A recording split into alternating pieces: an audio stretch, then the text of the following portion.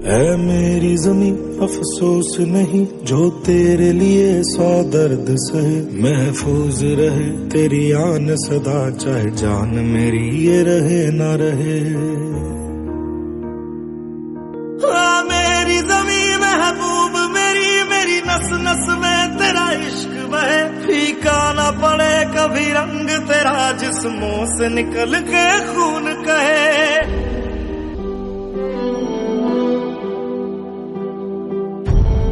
15 अगस्त 2022 को देश आज़ादी की 75वीं वर्षगांठ मनाएगा।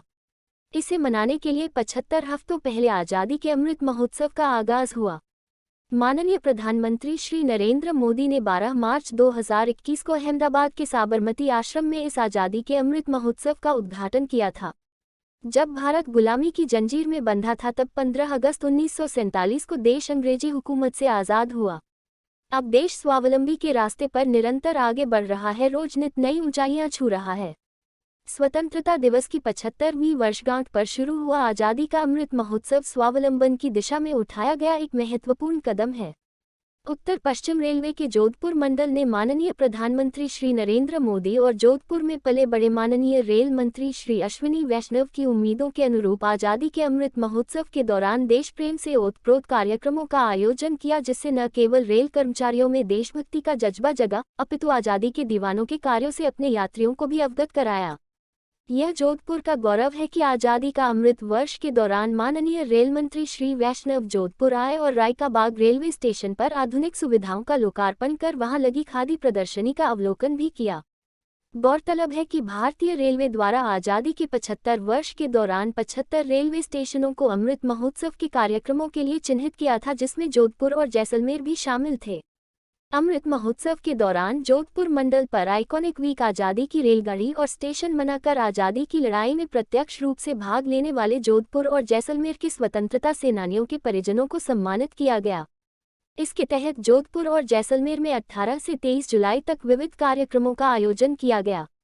इसके अतिरिक्त स्काउट एंड गाइड के माध्यम से नुक्कड़ नाटकों का मंचन, आरपीएफ की बाइक रैली, स्वतंत्रता सेनानियों की चित्र प्रदर्शनी, ज्ञानोदय स्कूल में देश प्रेम से ओतप्रोत प्रतियोगिताएं इत्यादि प्रमुख ऐसे कार्यक्रम हैं जो आने वाले कई वर्षों तक इस अमृत महोत्सव की याद दिलाते रहेंगे।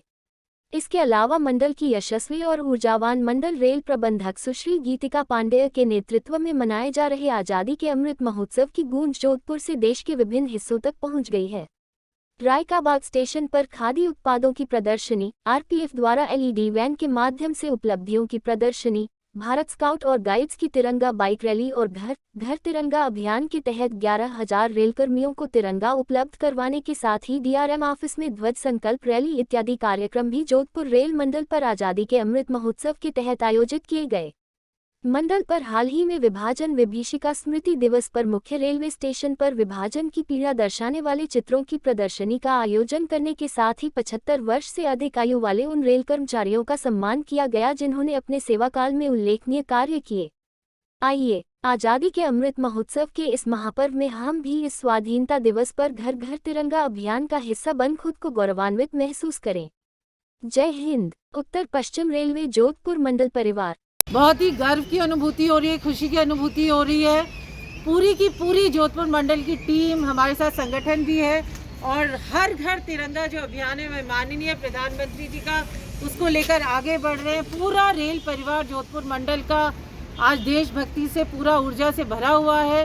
10,000 तिरंगे आ गए, सब डिस्ट्रीब्यूट हो गए हैं और आज हम लोगों ने आगाज़ किया, अब एक रैली निकाली है, सब में जोश पूरा है और जो आज़ादी का अमृत महोत्सव बन रहा है उसके लिए हम पूर्ण रूप से शिद्दत के साथ प्रतिबद्ध हैं और हर घर तिरंगा को सफल बनाएंगे।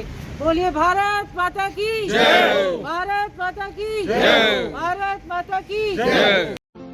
लहरा लो तिरंगा प्यारा, पर मत भूलो सीमा पर वीरों ने है प्राण गंवाए, कुछ याद उन्हें भी कर लो,